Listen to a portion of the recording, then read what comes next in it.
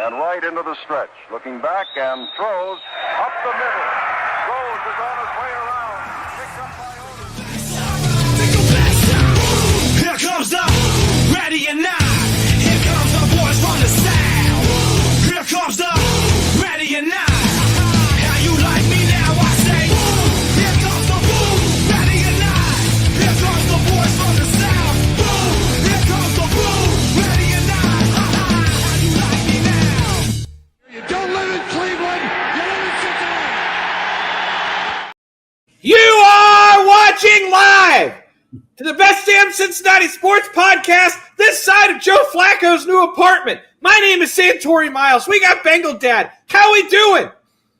Hey, we're doing great. We got freaking Flacco. We are freaking hanging in there, man. Like we're 2-3, and we're on the brink of decimation. Well, let's start by thanking for the people that help pay for the show. First and foremost, I'm going to swap it up here. We're going to go with the Chop Shop 513. I really need to get better images, but I know this is one that sold well. Pork Chop, our boy, Chop Shop 513. There's Rally Around the Natty gear. You can get hoodies, you can get tank tops, you can get stickers with my freaking face on it. We don't see a dime of it. It all probably just goes to Project Game Day or Pork Chop or something. We don't profit. We probably got pictures of Pork Chop, but we probably don't want to put those up. I have a few very questionable photos of Pork Chop that I'm not going to share.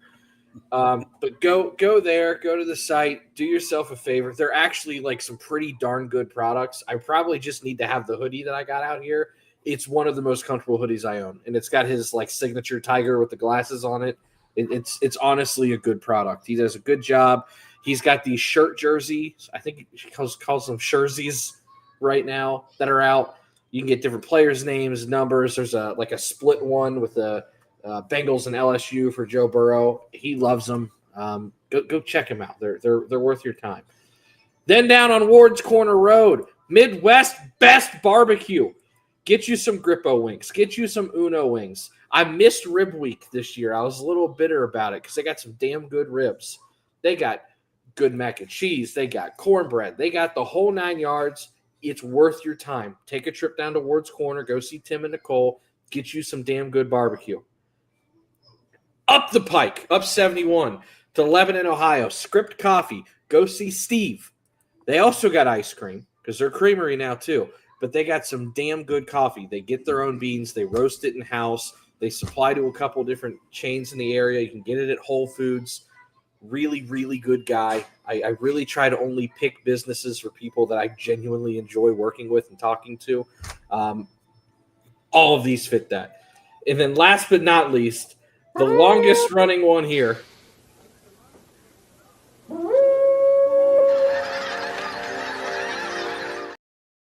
Picture, if you will, you're 2-3, both your quarterbacks, one hurt, one cast into an oblivion, and you've just traded for your interstate, interdivision rivals backup quarterback who was also benched.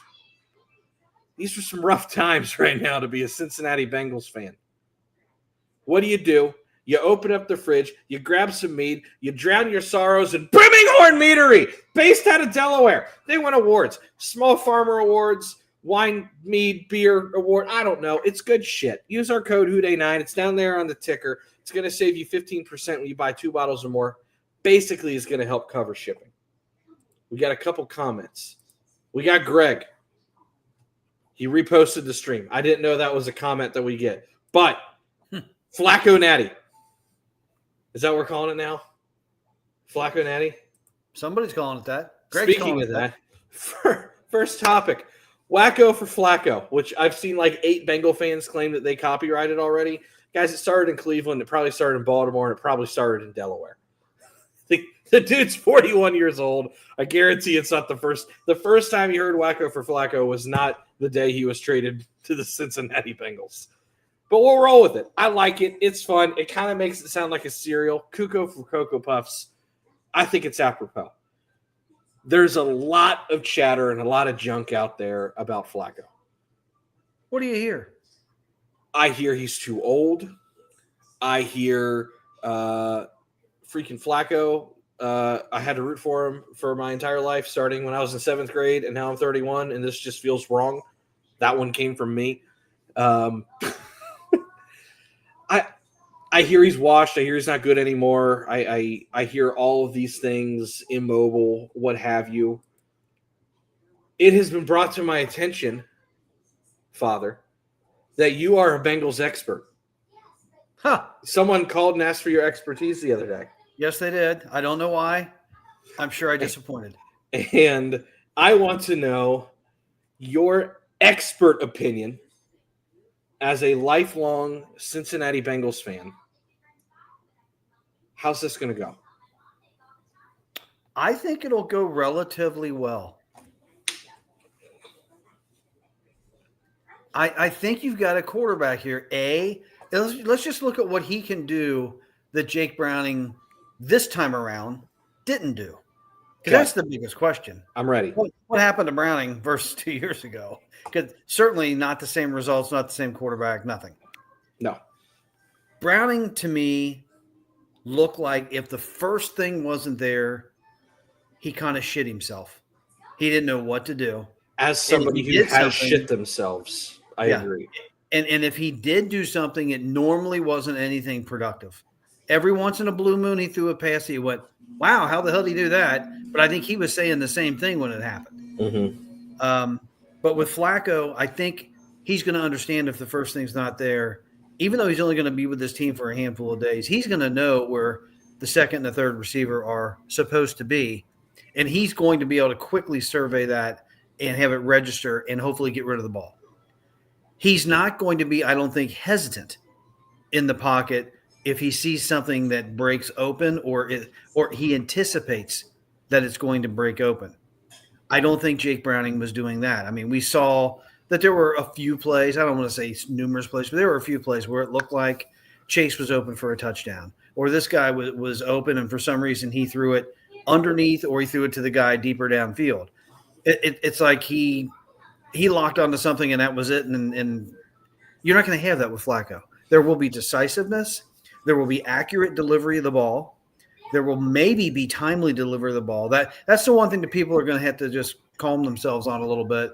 If he's late with the delivery or if he thinks the guy's going to cut to his left and he actually stops or cuts the route off, that kind of stuff is going to happen because there's been no time to really get those nuances down. Certainly, I think his deep ball capabilities are going to be better than Browning. Even when Browning does throw a good deep ball, I think it's very inconsistent. I think Flacco will be more consistent with that. I believe Flacco will probably somehow figure out a way how to get our blocking scheme a little bit better, the way Joe Burrow does. When he's lining up, he sees what's going on, or maybe he audibles to something. I think there's going to be an audible to something that has a higher chance of success. I think that experience he gives you, even though he's a statue, was right all over the place. Even though he's a statue back there, I think you can't discredit or not feel really, really good about what he's going to be able to bring pre-snap and during the action that's really happening, what his thought process are going to be. Not to mention, again, he's got a very, very strong arm too. My biggest gripes that I've had with Jake have been poor decisions in times of not even pressure. I mean, we've seen multiple times where he's had a clean pocket and delivered a horrible pass. Or the pocket's there, and then inexplicably he runs a little bit out of the pocket when he didn't have to. So I know that obviously this line is a concern. I don't think it's there were bright spots with it last week. It looks like you might be getting Lucas Patrick back. I don't know how good that is. Only time will tell. But you have an experienced quarterback. You have a cerebral quarterback. The things that you lost when Joe left in terms of getting people in the right spots, you're going to be getting back.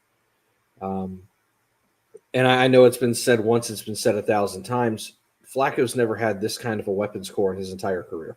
Right. He's typically had a good running game everywhere he's went. But the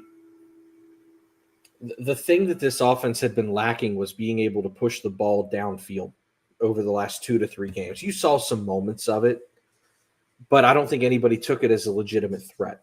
You now have somebody that, if it's there, can deliver the ball on a relative consistent basis, and teams are going to have to respect that. And what happens when you stretch the field, the middle opens up, maybe your run game opens up a little bit more where it couldn't for Browning. I'm spitballing, I'm speculating, I'm trying to be optimistic, which typically doesn't happen very well. But more often than not, when you put a cerebral quarterback in a position, you typically have some better success. That's kind of what I'm banking on. Yeah, they've been getting blown out, but when you give the other team the ball 3 and 4 extra possessions and you're not able to capitalize on your own possessions, that's when that score gets stretched out. I know you and I had talked about it, I think, earlier today. If you take 10 points away from points off turnovers in the last few games, and then you give us 7 more from where some of those turnovers happened, or you have 1 extra drive, that's a 17-point swing in these games. I know they've been losing by 20 or some plus, but you've been losing by 20 plus with the snowball effect too, when things just start getting out of whack. If you're able to kind of keep it controlled, kind of keep it close, 1 extra drive here, maybe you have a little bit less ball control problems down the line, these games probably are going to be a little bit tighter than people think, and you might be able to squeak a couple of them out. I'm not asking them to win 7 of the next 8, 9 games. I'm asking them to try and be 500-ish or maybe 1 game over and see if that's good enough for the rest of the year. I don't think Joe Burrow's coming back. I'll put that out there now. But if the belief is truly there that he can come back in sometime in December, keep me afloat until December. And you've gotten through the hardest part of your schedule. You really have. So let's see. Who knows? I'm going to root for it. I ain't got anything else to do. But that's why we're here. I got a couple more things to add. I think there's a psychological edge that was not there with Browning. When you've got players that believe the guy calling the play in the huddle, that has to be worth something. When you got guys practicing throughout the week and probably watching Browning look a little in practice, which we never heard was reported, but I can't imagine that he probably did some stuff in practice too. It was that look you just had on your face is probably the look that a lot of players had that maybe they didn't show to Browning. But when you're going into that game Sunday and you're feeling like, oh my God, this is going to be a disaster. And what we've seen happen to the Bengals 2 of the last 3 games, not this week. But when things began to go wrong, it was just like somebody just popped a balloon. Mm-hmm. And I think that's because there was no belief in what was going on with Jake Browning. Not Zach offensively. Taylor was afraid to call certain plays. He won't admit it, but he was afraid to call certain plays with Jake Browning. For sure. There are so many pieces to this that are both tangible and intangible that stack up in the favor of Flacco. I know a lot of people are afraid to get excited, but I saw what he did. I know it was 2 seasons ago, but he put the Cleveland Browns on his back and got them in the playoffs. Way too many quarterbacks I've seen do that. Did they make the playoffs or did they just miss it? Yes, they made the playoffs. They lost in the first round of the playoffs. I think they lost to Houston. That's right. Yep. But no, they and then he threw a couple picks in the second half of that game, and everybody's like, oh. But the guy, he knows how to win. It's still up here. If his body allows him to do it, as long as he doesn't get completely destroyed. That's the part I worry about. Think about it. If he averages getting rid of the ball in 2 seconds or less, he's probably only going to get touched a handful of times. And if he's not getting destroyed in the knee or smoked in the right shoulder or popped in the head, I mean, he's probably going to be okay.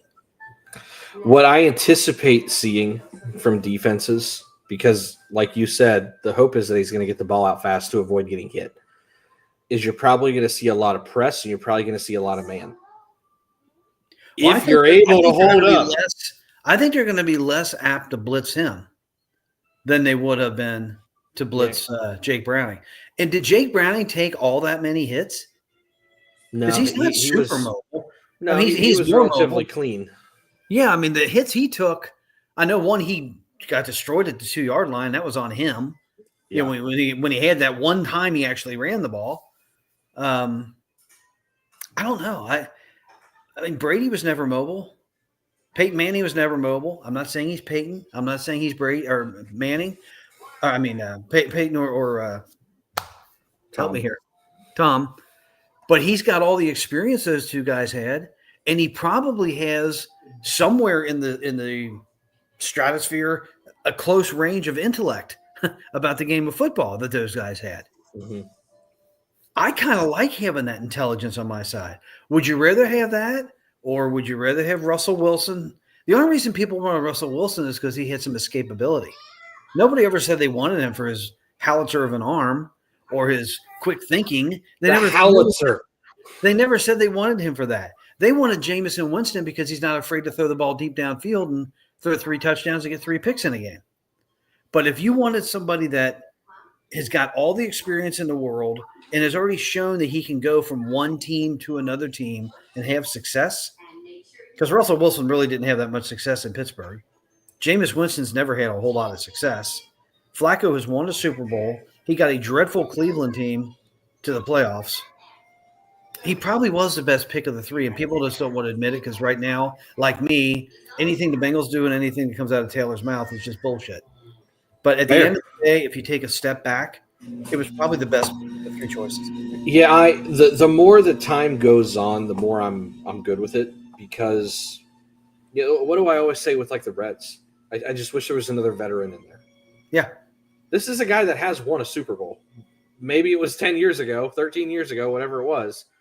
But he's been there. He's been to the highest point. There's probably not a whole lot of things that are going to shake him, and well, using that. Here, I'm going to make a blasphemous comment. Uh-oh.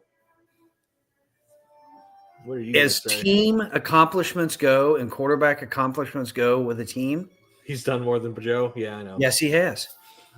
Yes, he had. Now, granted, I don't think he would have taken the Bengals as far as Burrow took them a few years ago. But I know what you mean. But he understands. The moment's not going to get too big for this guy. He knows the what moment it takes got to too win. big for Jake Browning. He knows what it takes to win. Yeah. There's not moments that are going to bother him. Yeah. But we'll use that to segue to Green Bay here. Okay. How you feeling? Optimistic? I'm cautious? not optimistic. I'm more curious to see pessimistic how he plays. Do they look like they have a clue again? Are they not going to be embarrassing? Are they going to be competent? Will there be a little bit of a flow to the offense? I'm looking for one thing. I want to see the game stay tight and see what kind of defense we really have. I want to see one thing. I want to see if there's, and you often see it. Sometimes it's only for a drive. Sometimes it's for 6 months. I want to see if there's any kind of a spark. If it brought any kind of juice, woke anybody up, if people get that do or die time. Because we've seen this Bengals team in 24, granted Joe was here, 23 with Jake Browning, when their backs were against the wall and shit was hitting the fan, the whole team was able to turn it on and play better. Well, they're at that point, and it's October. I would think to a man on that team, the Bengals making this move has got to be seen as, hey, they just don't want to throw the towel in. That was the first thought I had. Yep. Because there's a lot of people that said, oh, just tank. I'm thinking, why would you tank? We're just going to make a stupid choice of a draft pick anyway. What's the value in tanking? I question way too much money to not want to root for something to still. They're 2-3. I mean, I know it's not like they're 0-5. If they were 0-8, I'd be going, what are we doing? Yeah, there's a lot of times I question Katie Blackburn, Troy Blackburn, and Mike Brown's want to win. I am not saying that they have proved to me that they want it more than anybody, because they don't. I'm happy that they have decided to not give up on the season. When is the last time they brought in a player during the season because of injury to be a starter? Like 72? Like, I don't think it's ever happened, really. They don't do that move. So that's different. Mm-hmm. They just should have done it a couple weeks earlier. Yeah, well, I know they weren't going to do it after Browning's first game. Against Jacksonville, even Well, though he threw a couple picks, the- he did enough. It's not a trade, but do you count Reisner? Because Lucas Patrick went down in game 1. They went out and got him.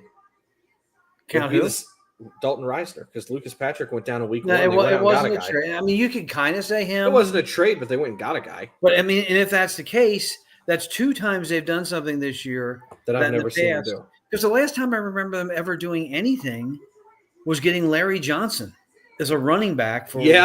when somebody went down, and that was back 20 years ago, wasn't it? Kenny Watson in 08. Okay. So I it's believe been is what that was. 17 years Yeah. was the last time they went and got somebody. Or maybe it was 09 because they were still competitive and Benson missed a little time. Whatever it was in that because Carson Right. Palmer was still So there. this is a philosophical change. They Mhm. did show that when they have a dire situation, they are willing to do something. And again, I know he didn't cost them any money. Really didn't cost them a draft pick. It didn't do hardly anything. It cost them draft positioning between like pick 150 and 170 is really what it cost them, but that's about it. Other They than didn't lose anything. hardcore football fans, how many people really pay attention to the last day of the draft? Other than these super, super, super hardcore people. And how many of those people ever turn out to be anything? Not- I know not you many. can say Tom Brady. You can It's say a very low percentage. It's such a low percentage. You can name the people that turned into something because it hardly ever happens. TJ Hushmanzada was a 7th-round pick. I think Tim Krumrie was a 13th-round pick. It does happen, but there's a hand round pick here's every the single year to get a bonus. here's the player. math. Here's the math on it. There might be 7 or 8 guys that have an impact on an NFL team. An impact. I'm not saying starter. They might be a special teams guy, whatever.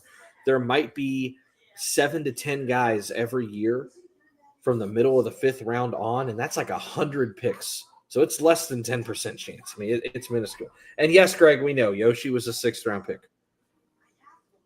I will say he has had an impact. But Yoshi hasn't made an impact. I will say he's had an impact. No, he just makes an occasional catch. He's nobody that people game plan against. I know Greg loves him. I like Yoshi. Oh my God, Yoshi's comparable to any other team's 3rd or 4th receiver. I Periodically, know who Yoshi is. I know who Yoshi is. This is going to hurt Greg, and he might not understand the reference, but you'll get it right away. He's kind of like a little bit better than not Kelly Washington, Reggie Kelly. He's going to catch one ball a game, whether he wants to or not. Sometimes he catches 2 or 3. And again, listen to the announcers. When he catches a ball, they go, "He threw it to Yoshi Boss." They get excited because the guy actually had a ball thrown to him. It's not like, every time they throw it to Chase or they throw it to Higgins, it's not that big of a deal. They're just waiting for Chase to pop a run or something out of it. I love Reggie Kelly. Okay. Yeah. Catches it whether he needs to or not. That was his one game. Well, we used to always make the joke, right? He's going to catch a ball game whether he wants to or not. And there was one, it was probably 5-6 years ago. I decided to look it up. I'm going to pull the stat right now because I want to show people how freaking accurate we were with this. Reggie Kelly stats. Just so we can prove the point.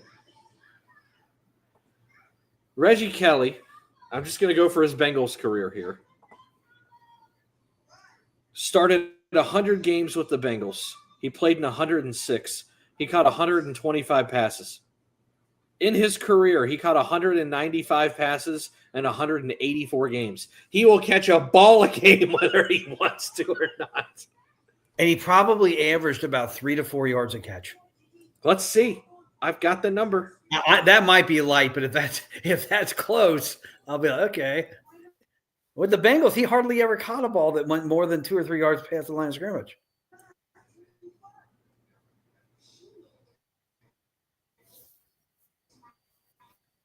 No, I'm not comparing that to Yoshi. Going with my internet. Yeah. Yoshi does average a little more than 3 or 4 yards a catch. Are you there? I'm here. Okay. My internet was cutting out for a solid 10 minutes. It was struggling here. Reggie Kelly averaged 9 yards a reception, believe it or not. Wow. And I don't know what More happened than his rookie double year in what I Atlanta. thought. I don't know what happened his rookie year in Atlanta, but he averaged 18 yards a catch. Okay, well, now if you're looking at the Bengals' career, it's dropping a little bit. His Bengals career, he averaged 7.8 yards a catch. In Atlanta, he averaged 11.4, which, by the way, I believe is right around where Chase is for the season. Reggie Kelly was ahead of his time. Freaking deep threat. We got him and he sucked. Well, anyway, so back to Green Bay preview. I don't expect them to win, but I'm hoping they win. Yeah. I knew think they that's more wouldn't than beat fair. Detroit. I knew they weren't going to beat Denver. I knew those weren't going to happen.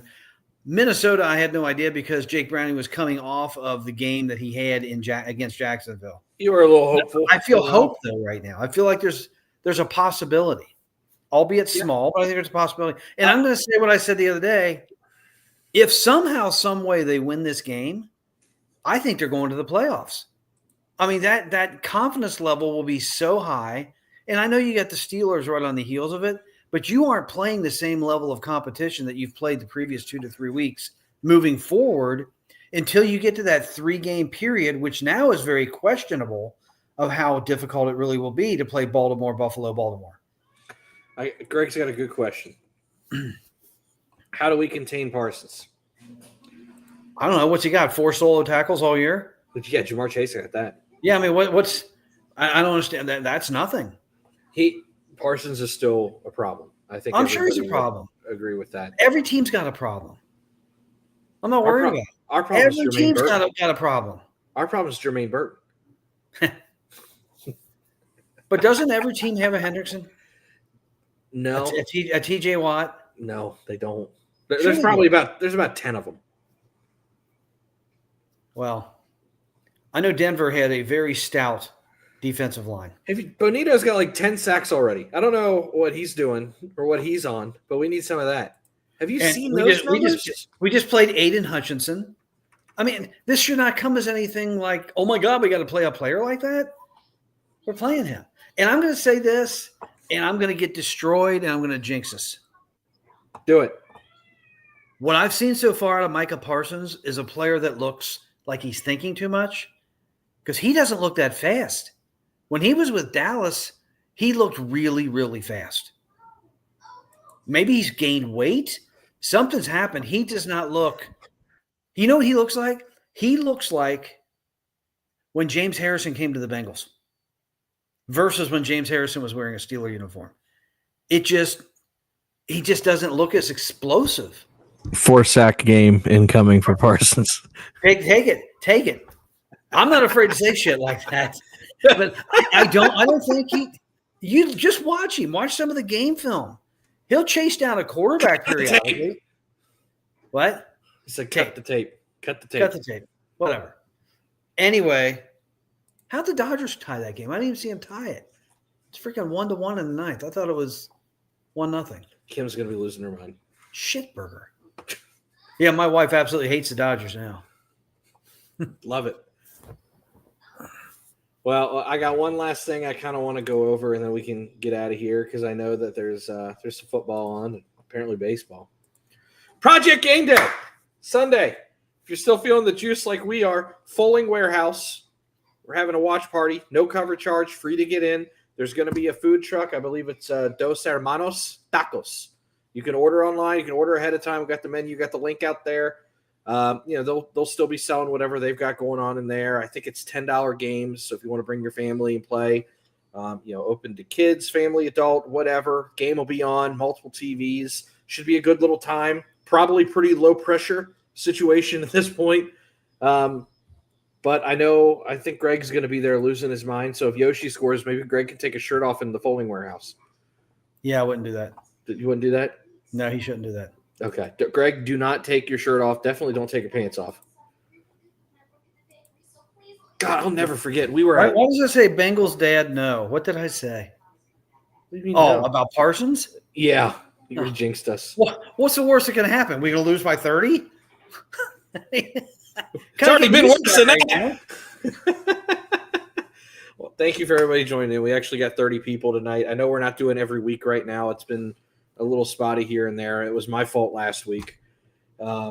Well, it's always been your fault so far this year. Well, stop for the it. season. For this Stop. season. You were listen. Last year, you were like freaking raising a barn or whatever you were doing, and this year I'm trying to get a different job. So it's been fun to say the least. But I appreciate everybody tuning in. Excited for Sunday, cautiously optimistic. And I need to make some dinner because I got to be at work at 8 a.m., which means I got to be up in 9 hours. And I'm ready to go to bed.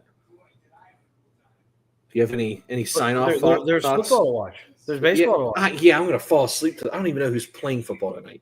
That's where I'm at.